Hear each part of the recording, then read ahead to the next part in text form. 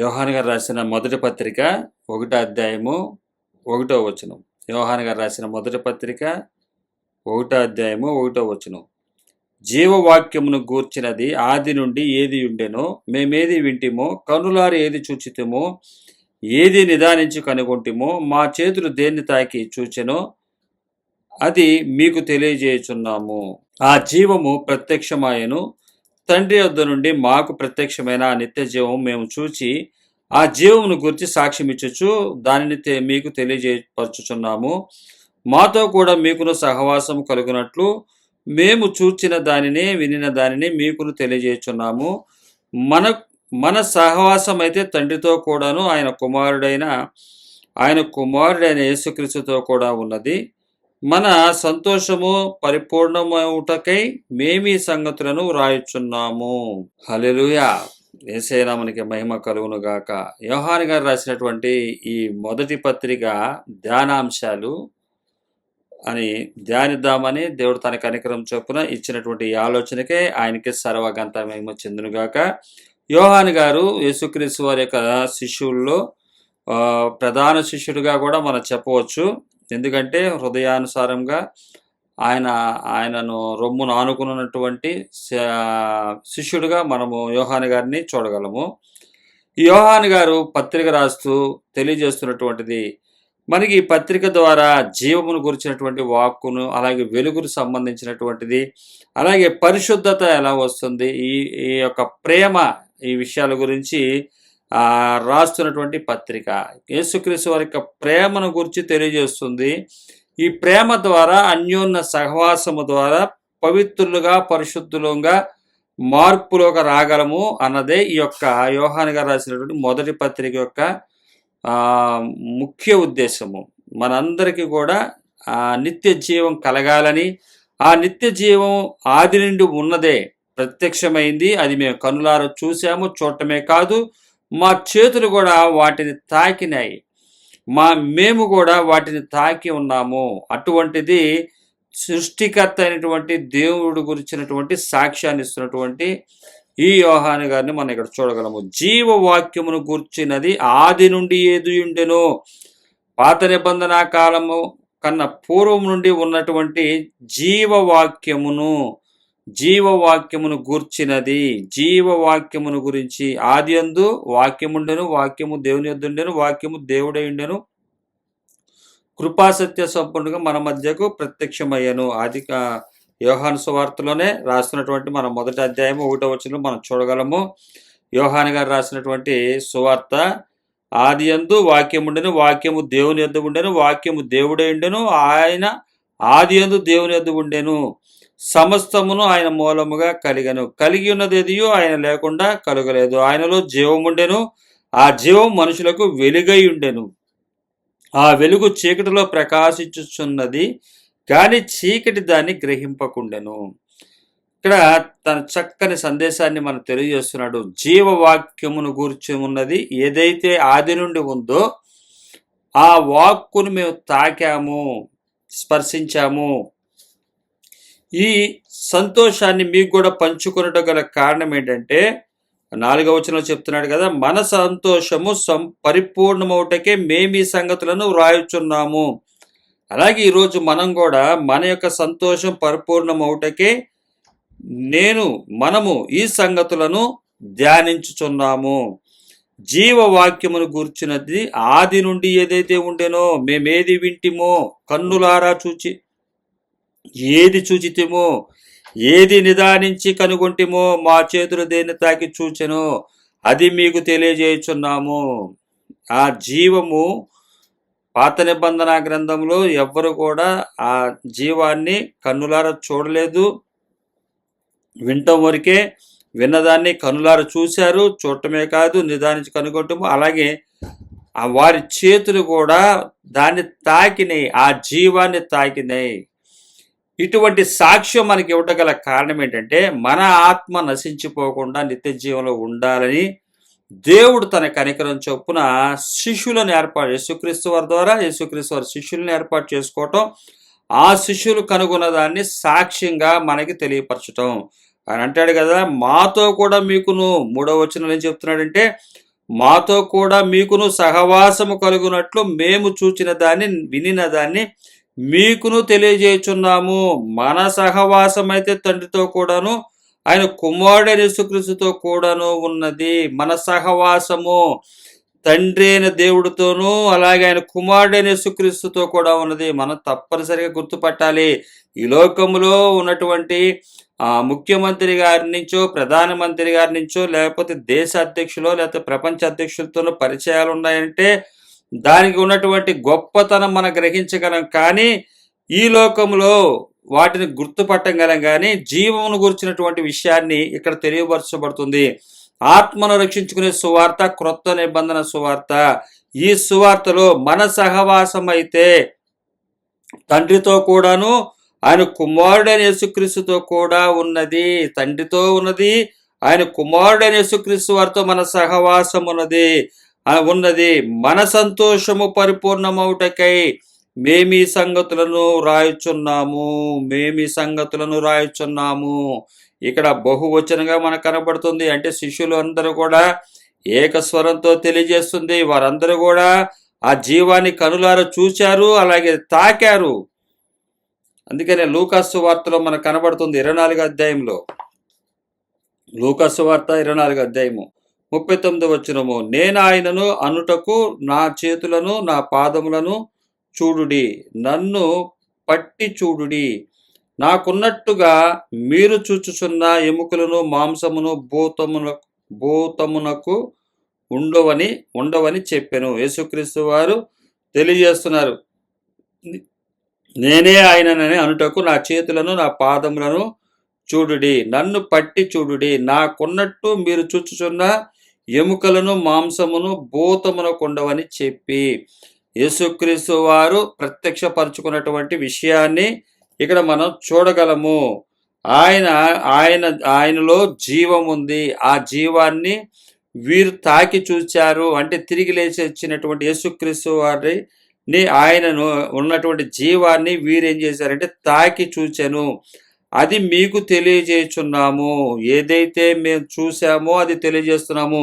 ఈరోజు నేను ఏదైతే విశ్వసించిన దాన్ని నమ్ముతున్నానో దాని విషయమై వీరిచ్చినటువంటి సాక్ష్యాన్ని నేను మీకు ఇవ్వటగల కారణమై ఉన్నది. ఆ జీవాన్ని నేను చేతితో తాకలేదు, కానీ తాకాము అన్నటువంటి శిష్యుల యొక్క విషయాన్ని గ్రహించినటువంటి విశ్వసించినటువంటి నేను దీన్ని మీకు తెలియజేయటగల కారణమైనది. చిన్న విషయమేమి కాదు ఇది. దీని గురించినటువంటి విషయాల్ని అనేకముగా ధ్యానించడం ద్వారా ఇది నాకు అర్థమైంది తప్ప ఊరికే చెప్పేయడం వల్ల కాదు, వినటం వలన కాదు.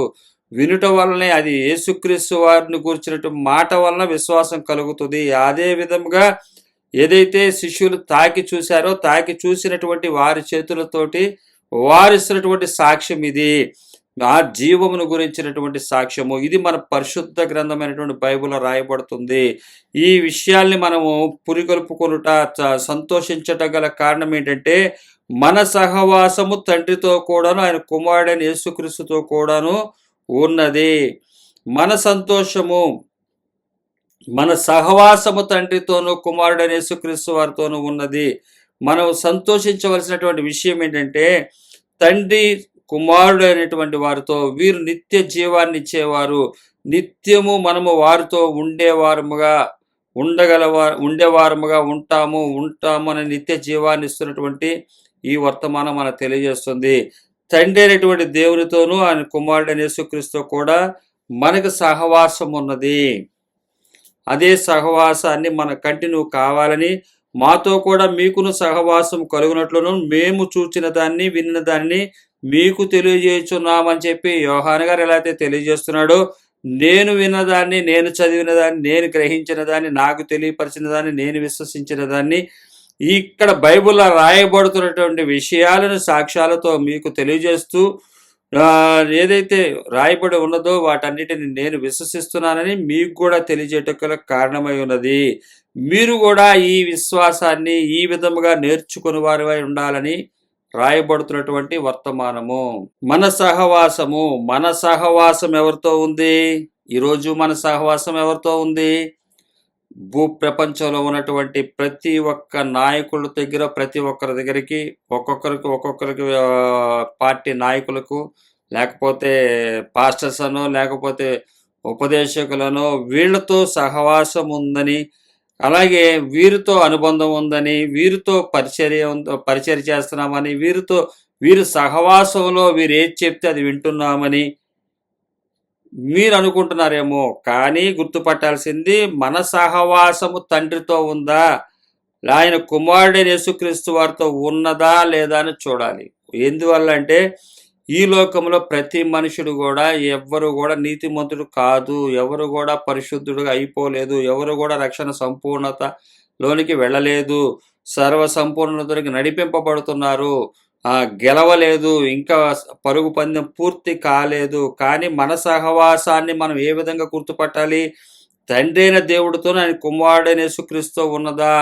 ఉన్నవారు సంతోషించవలసినటువంటి విషయం ఏంటంటే, మన సంతోషం పరిపూర్ణం అవ్వాలంటే ఈ సంగతులను మనము తెలుసుకోవాలి. ఇక్కడ రాయబడుతున్నటువంటి విషయాలు మనం తెలుసుకోవాలి.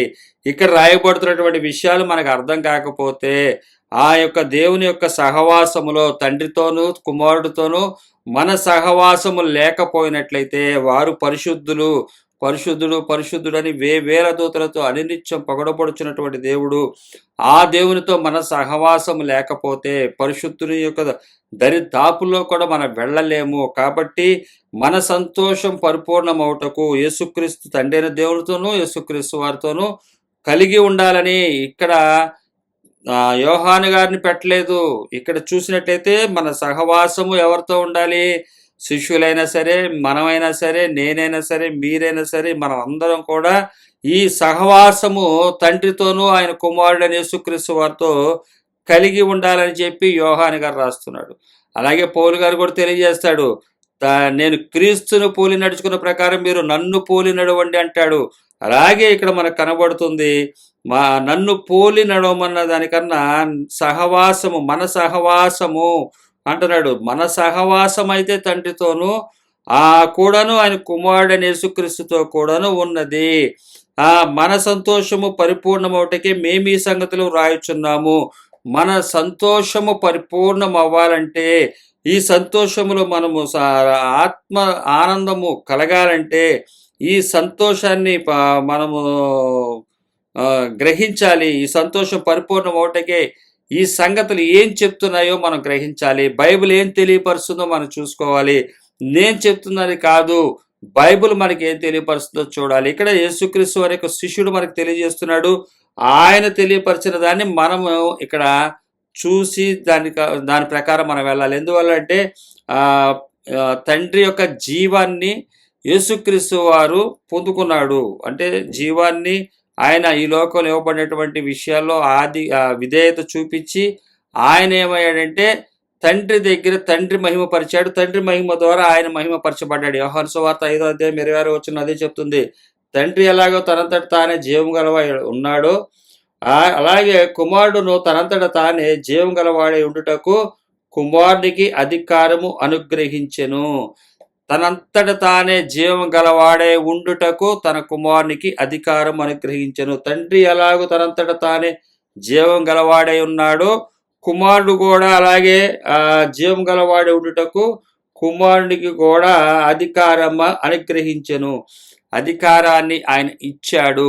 ఈరోజు మనంతట మనమే అలాగే అధికారాన్ని పొందుకోగలుగుటకు ఆయన కూడా మనకి అధికారం అనుగ్రహించాడు. అదే అబద్ధధనాన్ని వదిలి ఆత్మ విషయమై దీనులైనటువంటి వారు, ఈలోక సంపదను సంపాదించుకోకుండా ఉన్నటువంటి వారు ఇటువంటి అధికారాన్ని పొందుకోగలుగుతారు అనేది యేసుక్రీస్తు వారు చూపించినటువంటి మాదిరి. ఆకాశ పక్షులకు గూడులను, నక్కలకు బొరియలను, ఆకాశ పక్షులకు గూడులు ఉన్నాయి, కానీ మనిషి కుమారుడు తలవాల్చుకొనుటకైనను స్థలము లేదు. అలాగే నాకు ఉన్నవన్నీ పెంటతో సమానంగా ఎంచుతున్నానని చెప్పి వదిలేసినటువంటి పౌలు గారిని కూడా మనం చూడగలము. అలాగే ఆయన అధికారాన్ని పొందుకున్నాడు. ఆయనకి కుమారుడికి జీవం గలవాడి ఉండుటకు కుమారునికి అధికారం అనుగ్రహించెను. ఈరోజు మనకు కూడా అధికారం అనుగ్రహించబడుతుంది. అదే ఏ విధంగా అంటే, కుమారుడికి ఏ విధంగా అయితే తండ్రి అధికారాన్ని ఇచ్చాడో, ఆ కుమారుడు లోకాన్ని జయించాడో అదే జీవితాన్ని కలిగినటకు మనకు కూడా ఒక అధికారాన్ని ఇచ్చాడు. అదే ఆ మత్తయి సువార్త 5వ అధ్యాయంలో మనకు కనబడుతుంది. 5:3లో మనకు తెలియపరుస్తుంది. అది ఆత్మ విషయమై దీనులైన వారు ధన్యులు, పరలోక రాజ్యం వారిది. అక్కడ నుండి రాయబడుతున్నటువంటి 5-6 అధ్యాయాల్లో ఉన్నటువంటి ఆ 5-6 అధ్యాయాల్లో ఉన్నటువంటి కండిషన్స్ అన్ని కూడా మనము చేసిన ఈ భూమి మీద అధికారం పొందుకున్న వారం అవుతాము. లోకానికి వెలుగుగాను, లోకానికి ఉప్పుగాను మార్పు చెందగలము. అలాగే మనం ఈ భూమి మీద అధికారాన్ని యేసుక్రీస్తు వారు పొందుకునే విధంగా పొందుకోగలం అనేది తెలియజేస్తుంది వాక్యము. ఆ యోహాను సువార్త యోహాను రాసిన మొదటి పత్రిక 1వ అధ్యాయము 4వ వచనంలో మన సంతోషము పరిపూర్ణమవుటకే మేము ఈ సంగతులను రాయుచున్నాము అన్నాడు ఇక్కడ. అలాగే ఆయన చెప్తున్నటువంటి మన సంతోషం పరిపూర్ణమవుటకు చెప్పబడుతున్నటువంటి సంగతులు ఏంటంటే, మేము ఆయన వలన విని మీకు ప్రకటించు వర్తమానమేమనగా, ఆయన వలన వినిన వర్తమానమే మేము చెప్తున్నాం. మా సొంత మాటలు కాదు, బైబిల్లో మాటలే మనం చెప్పాలి. సొంత మాటలు చెప్పి ఇది ఎలా అనుకున్నాను, ఇది ఎలా అనుకున్నాను, నేను అనుకుంది ఇది, నేను అనుకుంది అదంటే కాదు. మేము ఆయన వలన విని మీకు ప్రకటించు వర్తమానమేమనగా, మేము ఆయన వల్ల విని ఏదైతే విన్నామో మీకు ప్రకటించు వర్తమానమేమనగా దేవుడు వెలుగై ఉన్నాడు. ఆయన ఏం చెప్పాడంట? యేసుక్రీస్తు వారు ఏం చెప్పారు? దేవుడు ఎవరై ఉన్నాడు? వెలుగై ఉన్నాడు. ఆయన యందు చీకటి ఎంత మాత్రమును లేదు. ఇది ఎవరికి తెలియపరిచాడు?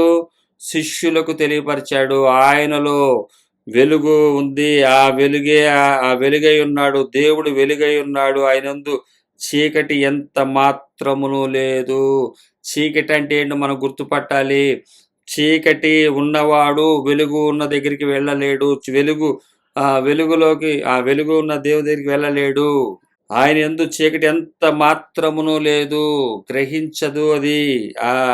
యోహాను సువార్త 1వ అధ్యాయం 5వ వచనం, ఆ వెలుగు చీకటిలో ప్రకాశించున్నది గాని చీకటి దాన్ని గ్రహింపకుండెను. వెలుగు చీకటిలో ప్రకాశించుచున్నది గాని చీకటి దాన్ని గ్రహింపకుండెను. ఎప్పుడైతే వెలుగు వస్తుందో చీకటి వెళ్ళిపోతుంది. కాబట్టి మనము చీకటిలో ఉండకూడదు. చీకటిగా ఉంటే ఆయన దగ్గరికి ఉండలేము, వెళ్ళిపోతుంది అది. దాన్ని గ్రహింపకుండెను, గ్రహించదు. వెలుగు వచ్చిందంటే చీకటి అక్కడ ఉండదు కూడా. ఆయన వెలుగై ఉన్నాడు, దేవుడు వెలుగై ఉన్నాడు. ఆయనందు చీకటి ఎంత మాత్రము లేదు. గుర్తుపట్టండి, మన సంతోషం పరిపూర్ణమవుటకే ఆయన తెలియజేస్తున్నటువంటి విషయాలు, యోహాను గారు తెలియజేస్తున్నటువంటి విషయాలు. ఇది ఎవరి ద్వారా విన్నాడు? యేసుక్రీస్తు వారి ద్వారా విన్నాడు. ఆయన యందు చీకటి అస్సలు లేదు. చీకటి అంటే ఏంటో అన్నది మనకు తెలియాలి. చీకటి అంటే ఏంటో తెలియాలి. వెలుగై ఉన్న దేవుడి దగ్గరికి చీకటిగా వస్తే, వెలుగు గ్రహించుకున్నట్లయితే చీకటి పారిపోతుంది. చీకటిగా వెళ్ళారంటే మీరు పారిపోవాల్సిందే. వెలుగు వచ్చినప్పుడు మీరు ఉండరు, ఆయన దగ్గర ఉండటానికి ఆస్కారం ఉండదు.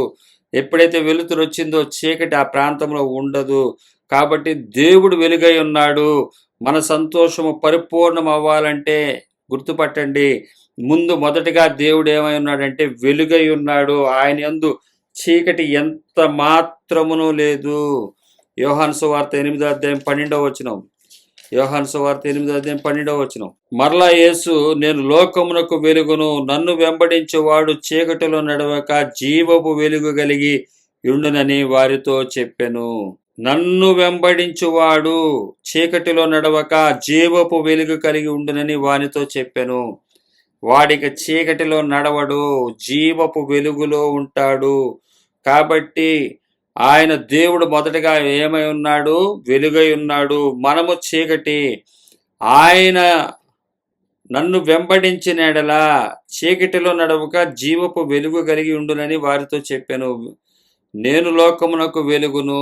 ఇప్పుడు యేసుక్రీస్తు వారు అధికారాన్ని పొందుకున్నటువంటి యేసుక్రీస్తు వారు లోకానికి వెలుగు. ఆయన యేసుక్రీస్తు వారు చెప్తున్నటువంటి మాట, నేను లోకమునకు వెలుగై ఉన్నాను.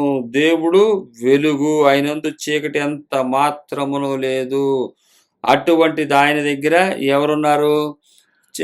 తాకి చూశారు, ఈ చేతులతోనే తాకి చూచి తిని అదే మీకు తెలియజేయుచున్నానంటున్నాడు. ఆయన చెప్తున్నటువంటి మాట, ఆయనతో కూడా సహవాసము గలవారమని చెప్పుకొని చీకటిలో నడిచిన ఎడల మనం అబద్ధమాడుచు సత్యమును జరిగింపకుందుము. ఒకవేళ మేము వెలుగులోనే ఉన్నాము, మేము వెలుగే అని చెప్పి మీరు సహవాసము గలవారమని చెప్పి చీకటిలో నడిచిన ఎడల, ఒకవేళ చెబితే సరిపోదు, మీరు చీకటిలో నడిస్తే, వెలుగుని వెంబడిస్తే చీకటి పోతుంది, కానీ మీరు వెలుగుని వెంబడిస్తున్నాము అని చెప్పి చీకటిలో నడిస్తే అబద్ధం ఆడుతున్నారు. కాబట్టి సత్యమును జరిగింపకొందురు. సత్యము జరిగించకుండా ఉన్నటువంటి వారిగా ఉంటారు. సత్యమును జరిగించాలి.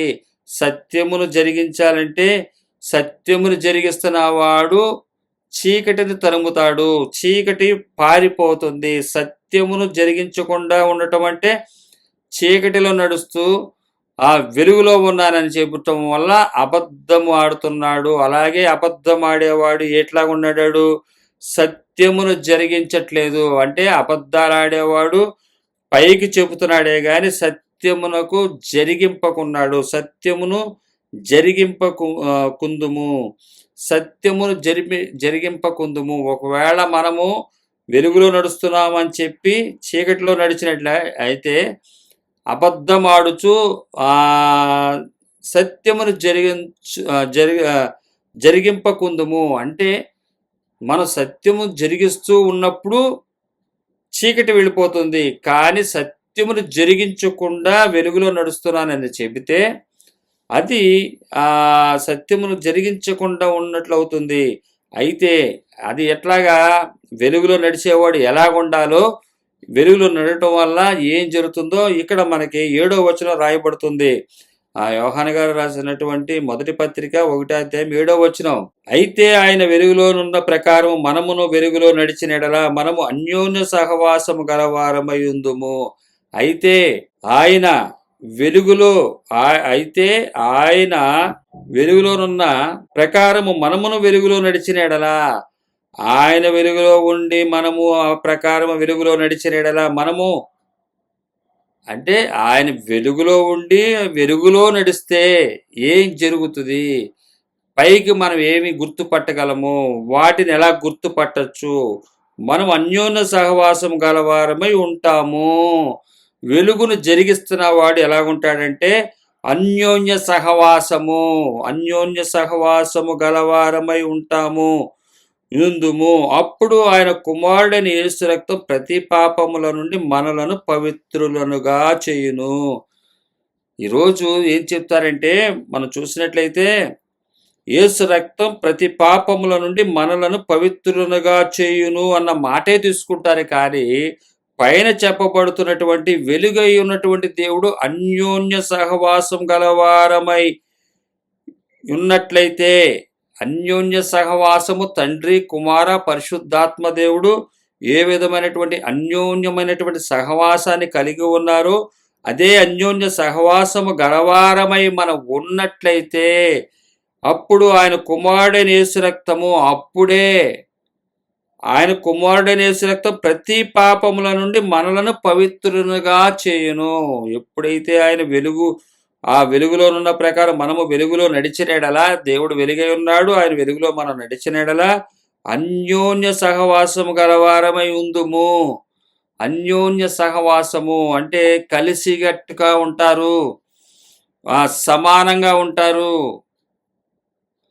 ఎవరికి ఏ విధమైనటువంటి లోటు లేకుండా, ఎవరు ఏ విధమైనటువంటి చింత లేకుండా దేవుని అనుసరిస్తూ ఒకరి సుఖ దుఃఖాల్లో ఒకరికొకరు సహకారాలు అందించుకుంటూ ఆయన రాకడ కొరకు ఎదురు చూస్తారు. అన్యోన్య సహవాసమే దేవుడు కోరుకునే ప్రధానమైనటువంటి విషయము.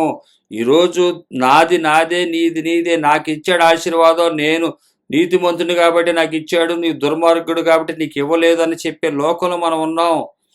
కానీ బైబిల్ దగ్గరికి వచ్చి సో కాల్డ్ పాస్టర్సే చెప్పడం దురదృష్టకరము. ఇది మా వల్ల, మా తల్లిదండ్రుల కష్టం, మా కష్టం, మేము ఎంతో కష్టపడుతున్నాము, మాకు అనేక విధాలుగా అనేక పరిచర్యలు చేసి అనేక మీటింగులు నడిపించి దీనివల్ల మేము పొందుకున్నాము, అది మాదే, ఇది మా ఊరికే ఉండాలి, మేమే, అది నీకు కూడా కావాలంటే ఆయన ఇస్తాడు, ఆయన నాకన్నా ఎక్కువ ఇస్తాడు, అడుగు అడుగు, అడిగితే నరకానికి పోతారా, అడిగితే నరకానికి పోతారు, అడగద్దు, ఆయన ఇచ్చింది తీసుకుని బతకండి అని చెప్తుంది బైబిలు. హెబ్రీయులకు రాసిన పత్రిక 3-4 అధ్యాయాలు చదవండి, తెలుస్తుంది. అడగండ్రా అడగండ్రా అని చెప్పి అడుక్కునే వాళ్ళ మార్చమాకండి విశ్వాసుల్ని. మీ అడుక్కునే తనాన్ని వారి మీద రుద్దమాకండి. అడుగు అడుగు అడుగు అని చెప్పి అడిగించకూడదు, అడుక్కు తినే బ్రతుకులు ఉండకూడదు. ఇక్కడ ఆయన ఇచ్చింది తీసుకుని బ్రతకాలి. ఆయన రాజ్యాన్ని, నీతిని మొదట మనం వెతకాలి. అన్యోన్య సహవాసము గలవారమైందుము. దేవుడు వెలుగంటే ఏంటంటే అన్యోన్య సహవాసము, చీకటి అంటే అన్యోన్య సహవాసము లేనటువంటి స్థితి. మేమంతా అన్యోన్య సహవాసములో ఉన్నాము అంటే ఒకడికి 10 కోట్లు ఉంటుంది, ఒకడికి 10 లక్షల అప్పు ఉంటుంది. అన్యోన్య సహవాసం ఎలా అవుతుంది? 10 కోట్లు ఉన్నవాడు 10 లక్షలు ఉన్నవాడు అప్పు తీర్చలేని వాడు అన్యోన్య సహవాసం ఎలా అవుతుంది? నువ్వు వెలుగులో నడుస్తున్నట్లు ఎట్లా అవుతుంది అంటుంది ఇక్కడ వాక్యం. దేవుడు వెలుగై ఉన్నాడు, దేవుడు వెలుగై ఉన్నాడు. అయితే ఆయనతో కూడా సహవాసం గలవారమని చెప్పుకొని చీకటిలో నడిచినట్లా మనం అబద్ధమాడుచు సత్యమును జరిగింపకుందుము. అబద్ధమాడుతూ సత్యాన్ని జరిగించకుండా ఉంటున్నాము. జరిగించకుందుము, సత్యం జరిగించట్లేదు. సత్యాన్ని జరిగించేవాడు వెలుగుగా ఉంటాడు. సత్యము అంటే యేసుక్రీస్తు వారు పిలాతు ముందు నుంచినప్పుడు ఈయనలో ఏ దోషము నాకు కనబడలేదన్నాడు. ఆయన అనేకమైనటువంటి నేరాలు మోపారు. ఏ నేరంలో చూసినా కూడా ఆయన ఈ భూ సంపదలో ఏమీ లేవు ఆయన దగ్గర. ఆయన నిశ్చేష్టుడుగా అంటే ఏమీ లేనివాడిగా ఆయన ముందు ప్రత్యక్షమయ్యాడు. అది చూసి ఆయన చెప్పాడు, ఈయనలో ఏ దోషము నాకు కనబట్లేదన్నాడు. అది జరిగించట్లేదు. అన్యోన్య సహవాసము. ఆయన తన సహోదరుల కోసం, మన కోసము సమస్తాన్ని వదిలి ఆయన రక్తాన్ని ఇవ్వటానికి నిలబడి ఉన్నటువంటి సత్యం అది జరిగించకుండా ఉంటాము. అన్యోన్య సహవాసము కలిగిన వారమై ఉంటేనే, ఆయన అన్యోన్య సహవాసముతోనే మనలను విమోచించాడు. ఆయన వెలుగుగా ప్రేమ కలిగి చూపించినటువంటి విషయాన్ని మనం గుర్తుపట్టాలి. అన్యోన్య సహవాసము. అయితే ఆయన వెలుగులోనున్న ప్రకారం మనమును వెలుగులో నడిచిన ఎడల, మనం కూడా వెలుగులో నడిస్తే మనం అన్యోన్య సహవాసము గలవారమై ఉంటాము. ఆయన కుమారుడైన యేసు రక్తము ప్రతి పాపముల నుండి మనలను పవిత్రులుగా చేస్తుంది. ఎప్పుడు? అన్యోన్య సహవాసము ద్వారా పవిత్రులుగా మార్చబడతాము. ఈరోజు మేము ఎవరం పరిశుద్ధులం కాదండి, మనెవరం పరిశుద్ధులం కాదండి అంటే, పరిశుద్ధులు కానప్పుడు పరిశుద్ధ మందిరంగా కూడుకోవటం ఎందుకు? పరిశుద్ధ మందిరంగా ఇది పరిశుద్ధ మందిరం, పరిశుద్ధ గ్రంథాన్ని ఆచరిస్తున్న మందిరం అని ప్రకటించుకోవటం ఎందుకు? మనం పరిశుద్ధులం కాదు, కానీ ఆయన పరిశుద్ధుడు. ఆయన ఒక విధేయతతోటి తండ్రి చెప్పిన మాటని విని, ఆ తండ్రి ఏదైతే వెలుగులో నడవమని చెప్పాడో అదే వెలుగులో నడుస్తూ, నా వెలుగుగా ఉన్నటువంటి ఆయన తండ్రి మాట వింటూ అన్యోన్య సహవాసముతోటి తండ్రి, కుమారుడు, పరిశుద్ధాత్మ కలిసి ఈ భూమిలో తమ యొక్క ఆధిపత్యాన్ని జరిగించారు. మనము కూడా ఈ ఆధిపత్యాన్ని జరిగించాలి. అన్యోన్య సహవాసము ఎలాగుంటుందో తండ్రి, కుమార, పరిశుద్ధాత్మ ద్వారా మనకు అనుగ్రహించబడినటువంటి వర్తమానం చేత మనం గ్రహించగలుగుతాము. గ్రహించాలి. గ్రహించిన వాడే వెలుగులో నడిచిన వాడవుతాడు. అటువంటి వాడే సత్యమును జరిగిస్తాడు. జరిగించాలి. జరిగించినప్పుడు, సత్యమును జరిగించినప్పుడు సమానత్వం ఉంటుంది. అందరూ కూడా ఏకభావము, ఏక మనస్తోటి, ఏకతాటి మీద నడుస్తూ భూమి మీద మంచి కుటుంబంగా ఏర్పడతారు, మంచి సంఘంగా ఏర్పడతారు, సహవాసంగా ఏర్పడతారు, లోకానికి వెలిగిచ్చేవారుగా ఉంటారు. తమకు తామే ధనాన్ని సంపాదించుకున్నవాడు స్వార్థపరుడు, దుష్టుడు, దుర్మార్గుడు అని చెప్పి ఇక్కడ దేవుని వాక్యం తెలియజేస్తుంది. పవిత్రత రాదు. చీకట్లోనే నడుస్తున్నాడు వాడు, కానీ కనబడుతుంది ఎక్కడంటే వెలుగుగా వెలుగు సంబంధిని అని చెప్పుకుంటున్నాడు. వెలుగు దూత వేషం వేసుకుంటుందంటే అపవాది. అదే విధంగా వీరి నడక కూడా అంతే. మాకే ఇచ్చాడు దేవుడు, మాదే ఇదంతా, మా కష్టం, మా కష్టార్జితం, ఇక ఎవ్వరిది కాదు ఇది, దీనికి ఎవరికి సంబంధం లేదని, వాస్తవమే ఎవరి కష్టార్జితం వారిదే కాదని అంటలేదు. ఇది లోకరీత్యా క్రైస్తవ జీవితం అంటే అన్యోన్య సహవాసము. తండ్రి, కుమార, పరిశుద్ధాత్మ దేవుడు ఏదైతే చూపించాడో ఆ ఏకత్వాన్ని మనము చూపించాలి. అదే సంఘము అవుతుంది. అదే దేవుడు మెచ్చుకునే సంఘము. ఆయన కృపా కీర్తికి మహిమ తెచ్చే సంఘం అవుతుంది. ఆయన కృపకు మహిమ తీసుకొచ్చేవారు సంఘం అది అవుతుంది. అన్యోన్య సహవాసము కలవారే ఉండాలని, ఒకటి తండ్రి, కుమారుడు, పరిశుద్ధాత్మ దేవుడు, ఈ ముగ్గురు ఏకమై ఉన్నటువంటి వారిని చూసి మనకి చెప్తున్నటువంటిది అన్యోన్య సహవాసము మీరు కలిగి ఉంటేనే యేసు రక్తము ప్రతి పాపముల నుండి మనలను పవిత్రులుగా చేయును. యేసు రక్తం ప్రతి పాపముల నుండి మనల్ని పవిత్రులుగా చేయునని చెబితే సరిపోదు. పైన చెప్పబడుతున్నటువంటి అన్యోన్య సహవాసము మనలో ఉన్నప్పుడే పవిత్రులుగా మార్చబడగలుగుతాము. పరిశుద్ధులము కాదు, పరిశుద్ధులంగా మార్పులోకి రావాలి కదా. స్నానం చేయలేదు, మురికి గుంట్లో పడ్డాము. అందరూ మురికి గుంట్లో పడ్డారు. కానీ మురికి గుంట్లో నుంచి తీయబడినటువంటి తర్వాత శుద్ధి చేసుకున్నవాడు వాడు అప్పుడు బురద ఉన్నంతసేపు వాడు పరిశుద్ధుడు కాదు. ఎప్పుడైతే వాడు స్నానం చేయబడ్డాడో పరిశుద్ధుడిగా మార్చబడుతున్నాడు. మనం కూడా అంతే మార్చబడుతున్నాము. ఆయన రాకడకు సిద్ధపడుతున్నాము. మురికి గుంటలో లేని మనం ఇప్పుడు ఉన్నట్లయితే ఒంటి నిండా బురదతో ఉన్నట్టు వారు అవుతాము. కాబట్టి ఇక్కడ తెలియపరచబడుతున్నటువంటి మాట ఏంటంటే అన్యోన్య సహవాసం ద్వారా పరిశుద్ధపరచబడతాం, పవిత్రపరచబడతాము. యేసు రక్తం ప్రతి పాపముల నుండి మనలను పవిత్రులుగా చేస్తుంది. అన్యోన్య సహవాసమే అన్నదే ఈ యోహాను గారు రాసిన మొదటి పత్రిక మనకి సారాంశము. ఈ అన్యోన్య సహవాసము, ఆ సహవాసము ద్వారానే మనందరం కూడా విమోచింపబడతాము. పరిశుద్ధుడు వెలుగై ఉన్నటువంటి దేవుడికి మనము కూడా ఆయనను దర్శించగలము, ఆయనతో పాటు నిత్యము ఉండగలము. పరిశుద్ధుడి దగ్గర అపవిత్రులు ఎలాగుంటారు? అబద్ధధనాన్ని దాచుకున్నవాడు ఎలాగుంటాడు? అబద్ధధనాన్ని పెంచుకున్నవాడు ఎలాగుంటాడు? గుర్తుపట్టండి. చిన్న విషయమే. దీన్ని గుర్తుపట్టక ఈరోజు అనేకులు సేవకులే 99% వారే నశించిపోతున్నారు. మరి ఏ వాక్యం అర్థమైందో వారికి నాకు అర్థం కావట్లేదు. ఇక్కడ చెప్పబడుతున్నటువంటి వాక్కుని మీరిపోతున్నారు. యేసు రక్తం ప్రతి పాపముల నుండి ఊరికే పవిత్రపరచదు, అన్యోన్య సహవాసము చేతనే ప్రతి పాపముల నుండి మనలను పవిత్రులుగా చేస్తుంది. అన్యోన్య సహవాసము లేకపోతే ఎట్టి పరిస్థితుల్లో పవిత్రులము కాలేము. అందుకని చెప్తున్నాడు 3వ అధ్యాయము 17వ వచనంలో అన్యోన్య సహవాసము ఎలా వస్తుందంటే, అన్యోన్య సహవాసాన్ని పోగొట్టుకుంటున్న వారు ఎలా ఉంటారంటే ఈ లోకపు జీవనోపాధి గలవాడై ఉండి తన సహోదరునికి లేమి కలుగుట చూచియు అతని ఎడల ఎంత మాత్రమును కనికరం చూపని వాని యందు దేవుని ప్రేమ ఎలాగూ నిలుచును. అన్యోన్య సహవాసం లేకుండా ఎలాగ వస్తుంది దేవుని ప్రేమ? ఈ లోకపు జీవనోపాధి గలవాడై ఉండి, అంటే బాగా సమృద్ధి కలిగి ఉండి తన సహోదరునికి లేమి కలుగుట చూచియు అతని ఎడల ఎంత మాత్రమును కనికరం చూపని వాని యందు దేవుని ప్రేమ ఎలాగూ నిలుచును.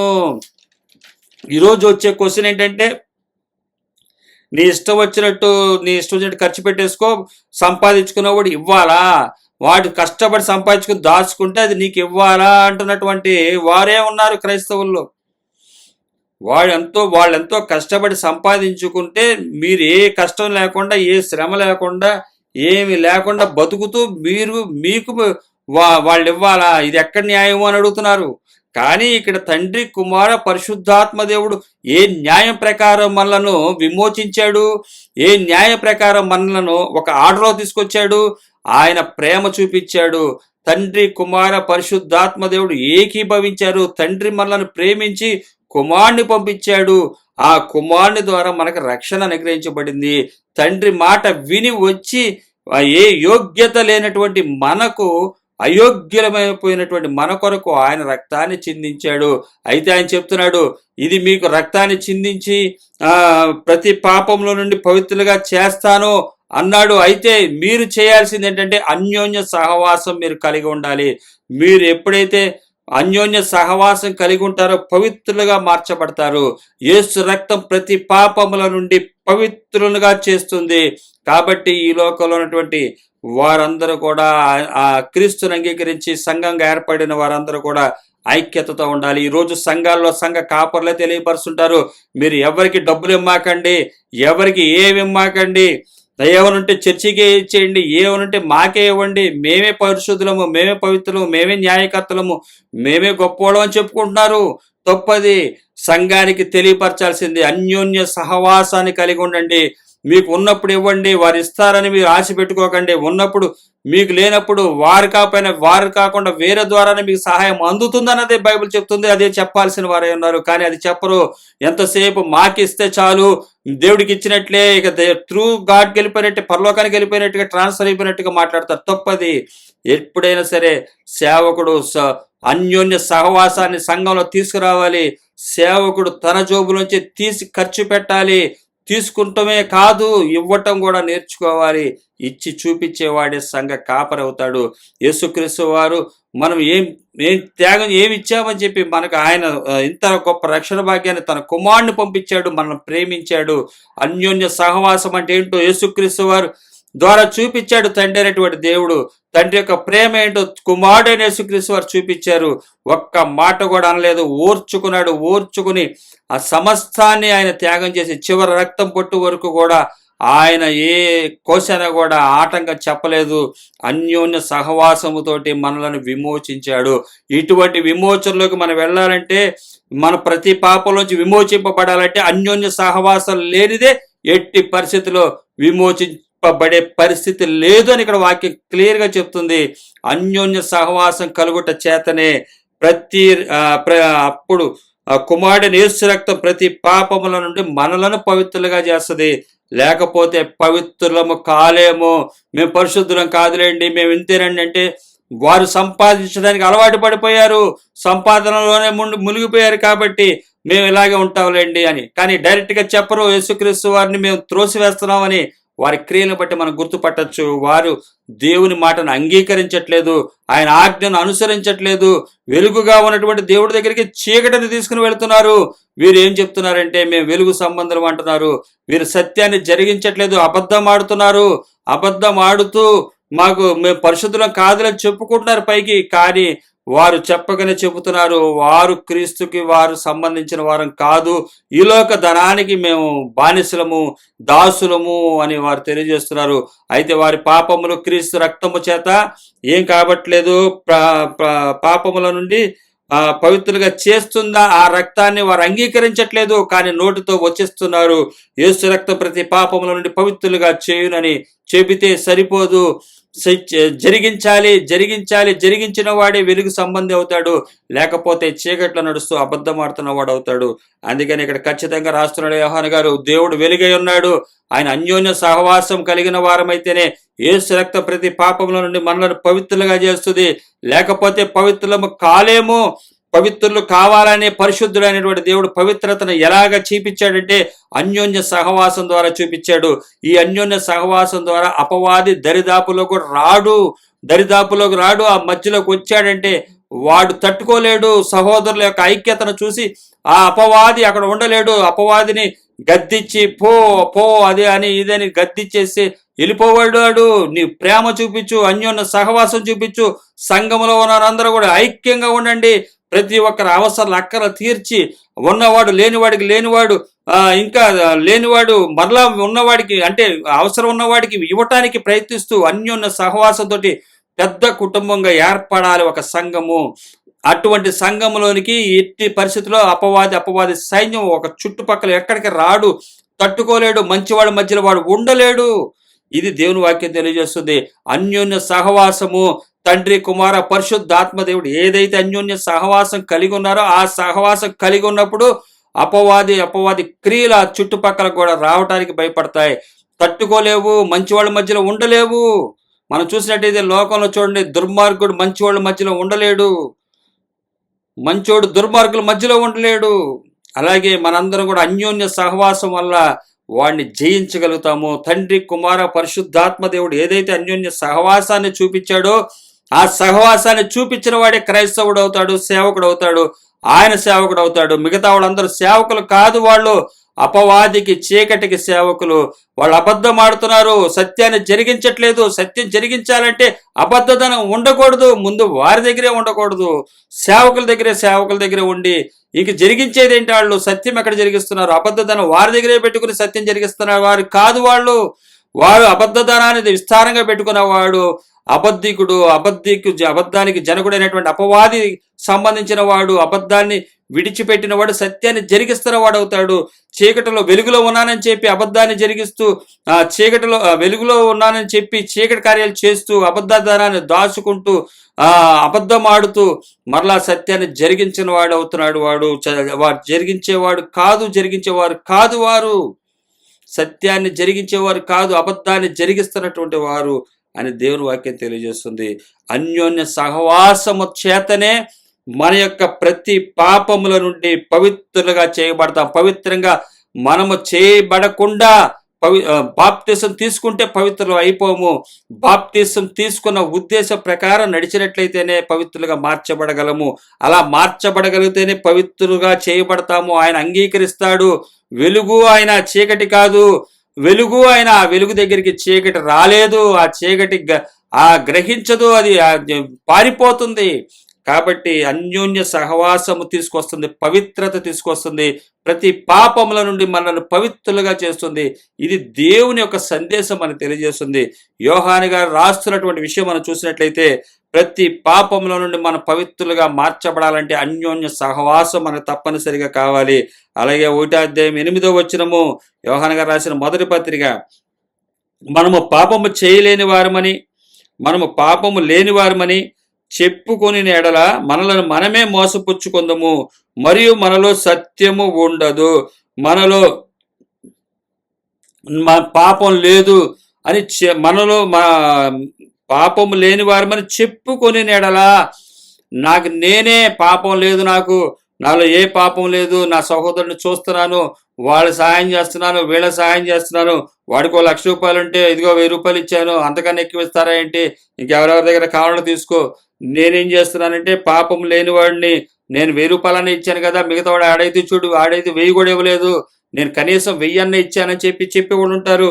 అలాగే చెప్పుకునే మనల్ని మనమే మోసపుచ్చుకుందము, మరియు మనలో సత్యము ఉండదు. మనలో పాపము లేదు అని చెప్పుకుంటే మనలో సత్యము ఉండదు. సత్యము అక్కడ ఉండదు. సత్యము ఉండేది ఎక్కడంటే అబద్ధధనం లేని వాడి దగ్గర ఉంటుంది. ఈరోజు నీకు సహాయం చేయడానికి సహోదరుడి దగ్గర, ఒకవేళ నీ సహోదరుడు లేమిలో ఉంటే నువ్వు జీవనోపాధికి అలవాడు అయితే సహాయం చేయి, జీవనోపాధి లేనివాడు అయితే ప్రార్థన సహాయం చేయి. ప్రార్థన సహాయము దేవుని వాక్య ధైర్యాన్ని ఇయ్యి. ఆ వ్యక్తి బలపరచబడతాడు, ఆ వ్యక్తి కూడా ధైర్యంగా ఉంటాడు. ఈరోజు ఉన్నదానితోనే సంతృప్తి కలిగి జీవిస్తున్నటువంటి జీవితాన్ని కలిగి ఉండాలి. అందుకని చెప్తున్నాడు, మనలో పాపము లేని వారము చెప్పుకొని మనల్ని మనమే మోసపుచ్చుకుందుము. మాలో ఏ పాపం లేదండి. ఇక్కడ చెప్పుకోవట్లేదు, నేను చేస్తున్నానా లేదా అనేది మనం పరిశీలించుకోవాలి. వెలుగులో నడుస్తున్నామా లేదా, అన్యోన్య సహవాసము కలిగి ఉన్నామా లేదా అన్నది మనకి ఊరికే అర్థమవుతుంది. దాన్ని ఊరికే మనం గుర్తుపట్టచ్చు. అందుకని మనలో సత్యము ఉండదు. మనలో సత్యము ఉన్నప్పుడు మన పాపములు మనకి తెలిసిపోతాయి. కాబట్టి సత్యము ద్వారా, సత్యము మనకు ఆహ్వానించినప్పుడు పాపము పోతుంది. పాపము లేని వారిని చెప్పుకుంటే మనల్ని మనమే మోసపుచ్చుకుంటాము. మన వెనకాల బోల్డ్ ధనాన్ని దాచుకుని నాకు ఏ పాపం లేదు, నేను ఎవరిని అవ్వట్లేదు, ఏం పర్వాలేదు, ప్రార్థన చేస్తున్నాను నేను అనేసి అనుకుంటే సత్యము ఉండదు. సత్యము ఉండకపోతే ఇంకే ఉపయోగం ఏముంది? చీకటే కదా. సత్యం అంటే వెలుగు. దేవుడు వెలుగై ఉన్నాడు, దేవుడు సత్యమై ఉన్నాడు, దేవుడు వాక్యము, దేవుడు జ్ఞానము. ఆయన ఇన్ని కలిగినటువంటి ఆయన మనలో ఉండడు. పాపము లేదని చెప్తే మనలో ముఖ్యమైనటువంటి పాపము మన సహోదరులు, ప్రక్కన వారు ఆపదలో ఉన్నప్పుడు మన దగ్గర దాచుకుని ప్రార్థన చేసి పంపిస్తారు. దేవుడిస్తే ఎక్కువ ఇస్తాడు, నేనిస్తే కొద్దిగా ఇస్తానని చెప్పే మాటలు చెప్పి, లేకపోతే దేవుడే చాలా మంచి డబ్బులు ఇస్తాడు, ఆ దేవుడు ఇంకా ఉన్నత మంచి స్థానా ఇస్తాడు, నేనైతే కొంత రికమెండేషన్ చేయగలుగుతాను, నేనైతే కొద్దిగా చేయగలుగుతాను అని చెప్పి మోసపుచ్చితే వారిని మోసపుచ్చడం కాదు, ఎవరైతే ఆ మాటలు చెప్తున్నారో వారే మోసపోతున్నారు. వారికి వచ్చినటువంటి అవకాశాన్ని అన్యోన్య సహవాసముతో సహోదరుడికి సహాయం చేయటానికి అవకాశం ఉన్న చేయలేని వాడికి వాళ్ళకి వాళ్ళే మోసం చేసుకుంటున్నారు. అందుకని అంటున్నాడు ఆయన 9వ మన పాపములను మనం ఒప్పుకొని నెడలా ఆయన నమ్మదగిన వాడు నీతిమంతుడును గనుక ఆయన మన పాపములను క్షమించి సమస్త దుర్నీతి నుండి మనలను పవిత్రులనుగా చేయును. మన పాపములను మనమే ఒప్పుకొని నెడలా, అయ్యా నేను సహాయం చేయలేకపోయా, ఇప్పుడు చేస్తా, ఇలాగ నేను ఉండను, అన్యోన్య సహవాసముతో అపవాది తంత్రాన్ని జయిస్తాను, దుర్నీతి ఈ లోకంలో ఉంటేనే బతుకుతాము, ఒకళ్ళు తొక్కితేనే పైకి వస్తాము, ఒకళ్ళని మోసం చేస్తేనే మనం పైకి వస్తాము అన్న స్థితి నుండి తప్పించుకుని పవిత్రులుగా చేయటానికి ఏం చేస్తుందంటే మన పాపములను మనం ఒప్పుకోని నీతిమంతుడు కనుక ఆయన మన పాపములను క్షమిస్తాడు. కాబట్టి మన పాపములను ఒప్పుకొని ఆయన నమ్మదగిన వాడు కనుక నీతిమంతుడు కనుక ఆయన మన పాపములను క్షమించి సమస్త దుర్నీతి నుండి మనల్ని ఏం చేస్తాడంటే పవిత్రులుగా చేస్తాడు. సమస్తమైనటువంటి దుర్నీతి పోయి మనల్ని పవిత్రులుగా చేస్తాడు. కాబట్టి అన్యోన్య సహవాసము చేతనే మనం పవిత్రులుగా కాగలము. మనము పాపము చేయలేదని చెప్పుకునేలా ఆయనను అబద్ధికునిగా చేయవారు మగుదుము, మరియు ఆయన వాక్యము మనలో ఉండదు. ఆయన వాక్యము ఉండదు, వెలుగు ఉండదు, జీవము ఉండదు, సత్యము ఉండదు, ఏమి ఉండకుండా చీకటిలోనే ఉంటారు. మీరు చీకటిలో నుంచి వెలుగులోకి వచ్చామని బాప్తిజం తీసుకున్నామని చెప్పి భ్రమపడుతున్నారేమో. అన్యోన్య సహవాసాన్ని సంఘాన్ని ప్రేరేపించి అన్యోన్య సహవాసముతో సాతాను కట్లను తెంచగలము. మనం పవిత్రులుగా మార్చబడగలము, జీవాన్ని సంపాదించుకోగలము, జీవంలో ఉండగలము, పరిశుద్ధుడైన దేవునితో నిత్యము ఉండగలము. ఆయన వెలుగై ఉన్నాడు. దేవుడిలో ఎంత మాత్రము కూడా చీకటి లేదు. ఆ జీవాన్ని మా చేతులతో తాకి చూసాము. మేము మాతో కూడా మీకు కూడా ఈ సహవాసం కలగాలని మాకేదైతే అవకాశం ఇచ్చాడో అదే అవకాశాన్ని మీకు తెలియజేస్తున్నా అని యోహాన్ గారు రాస్తున్నాడు. ఆయన చెప్తున్నాడు, ఇది మీ సంతోషం పరిపూర్ణమవుతుంది. ఈ విధంగా అన్యోన్య సహవాసం కలవారమైతే మన యొక్క సంతోషము పరిపూర్ణం చేయబడుతుంది. కాబట్టి దేవుడు వెలుగై ఉన్నాడు. ఆ వెలుగు దగ్గర చీకటికి ఎంత మాత్రమో తావు లేదు. వెలుగులో నడుస్తున్నానని చెప్పి తన సహోదరుడు లేమిలో ఉన్నప్పుడు సహోదరుడికి సహాయం చేయలేని వాడు చీకటిలోనే నడుస్తున్నాడు. కాబట్టి వాడు ఇంకా పవిత్రుడు కాలేదు, బాప్తిసం తీసుకున్నాడనో, లేకపోతే ఇక్కడ ఈ వాక్యాన్ని అప్పుడు ఆయన కుమారుడు యేసు రక్తం ప్రతి పాపం నుండి పవిత్రులుగా చేయునని చెప్పి పై వాక్యంలో ఉన్నటువంటి అన్యోన్యత లేకుండా చెప్పుకున్నంత మాత్రాన ఏమి పవిత్రులు కాలేరు అని వాక్యం చెప్తుంది. ఉన్నదంతా పంచేయాల్సిందే. వాడే పవిత్రమైనటువంటి హృదయము వస్తుంది, పవిత్రత వస్తుంది, మారు మనసు వస్తుంది. పంచాల్సిందే. అన్యోన్య సహవాసం కలిగిన వారే ఎవరైనా సరే, ఉన్నవారైనా ఈరోజు లేకుండా తర్వాత వారికి కలిగినా సరే, ఒకరికొకరు అన్యోన్య సహవాసముతోటి ఒకరికొకరు సహాయ సహకారాలతోటి ఒక సంఘంగా ఉండాలి. అటువంటి సంఘాన్ని ఆయన కోరుతున్నాడు. ఆ సంఘానికి అధ్యక్షులుగా మనం ఉంచాడు ఆయన. అనేకులు వచ్చి తప్పుడు ద్రోవలు పట్టిస్తారు. ఆ సంఘాన్ని చూసినట్లయితే, సంఘంలో ఈరోజు చూసినట్లయితే ఆ సంఘ కాపరికి ఇచ్చేస్తే చాలు, మిగతా అన్ని దేవుడు చూసుకుంటాడని. ఆ రోజు కూడా వాళ్ళు కూడా అదే చేశారు. కాணிకల్లో తల్లిదండ్రులు చూడకుండా కోర్బా అనేది ఒక కాணிక పెట్టి సేవకులకి ఇస్తే చాలు, తల్లిదండ్రులు చూడపోయినా పర్లేదని చెప్పి తల్లిదండ్రులు చూడటం మానేశారంట. ఇక్కడ యేసుక్రీస్తు వారి సందర్భం మనం చూస్తాము. లోకసు వార్తలో, మార్క్సు వార్తలో మనం చూస్తాము. కోర్బా అనే ఒక కాணிక పెట్టి తల్లిదండ్రులకి ఇవ్వకుండా దాని ఒక ఫండ్ కింద సంఘానికి ఇచ్చేయటం, అక్కడ ఇచ్చేయటం వల్ల, పరిశీలకి వాళ్ళకి ఇచ్చేయటం వల్ల తల్లిదండ్రులు చూడకుండా వదిలేయటం, ఇటువంటి స్థితిలన్నీ కూడా మనం చూడగలం. కాబట్టి ఇక్కడ చెప్తున్నటువంటి అన్యోన్య సహవాసం ద్వారానే మన పవిత్రులుగా మార్చబడగలము. యేసు రక్తం మన ప్రతి పాపముల నుండి మనలను పవిత్రులుగా చేయగలదు. యోహాను గారు రాసినటువంటి మొదటి పత్రిక మొదటి అధ్యాయం మొత్తం కూడా ధ్యానించుటకు దేవుడు తన కనికరం చూపించినందుకు సర్వకంతమై యేసయ్యకి చెందిస్తున్నాను. ఈ వాక్కులు మనకు తెలియపరిచేది అన్యోన్య సహవాసం చేత మనము ఆయనను వెలుగుగా ఉన్నటువంటి ఆయన అడుగు జాడలో మనం నడిచిన వారం అవుతాం. ఆయన వెంబడించిన వారు అవుతాం. మనం నడుస్తుంది వెలుగులోన చీకటిలోన ఒక్కసారి గుర్తుపట్టండి. దేవుడు తన కనికరం చొప్పున మాట్లాడిన మాటల ప్రకారం మన జీవితాన్ని దిద్దుకుని ముందుకు సాగుటకు దేవుడు సహాయం చేయను గాక. ఆమేన్.